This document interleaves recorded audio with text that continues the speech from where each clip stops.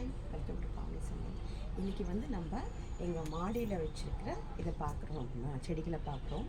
இது வந்து பார்த்திங்கன்னா எல்லோ லோட்டஸ். இது அப்புறம் பாருங்கள், கத்திரிக்காயெல்லாம் இன்றைக்கி வந்து இதுதான் சமையல். பச்சை மிளகா, இதோட பராமரிப்பெல்லாம் பார்த்திங்கன்னா என்னோடய சிஸ்டர் தான். எனக்கு சமையலில் தான் இன்ட்ரெஸ்ட்டு. செடிங்கள்லாம் வந்து அவங்க தான் அந்த மருந்து இந்த மருந்து இயற்கை உரம் அது இதுன்ட்டுன்னு இதெல்லாம் வந்து மருந்து போடாமல் நம்ம பாருங்கள் காய் எப்படி காய்ச்சிருக்குன்ட்டுன்னு.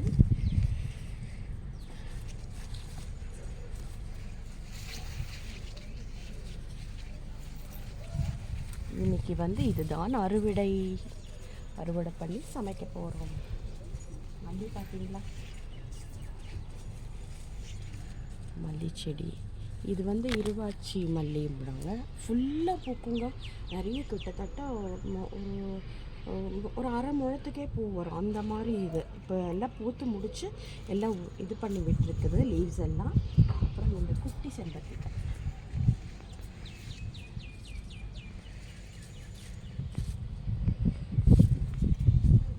இது குண்டு மல்லி, நல்ல செண்டு மாதிரி ரோஜாப்பூ மாதிரி பூக்கும் இல்லைங்களா, அந்த பூ இது.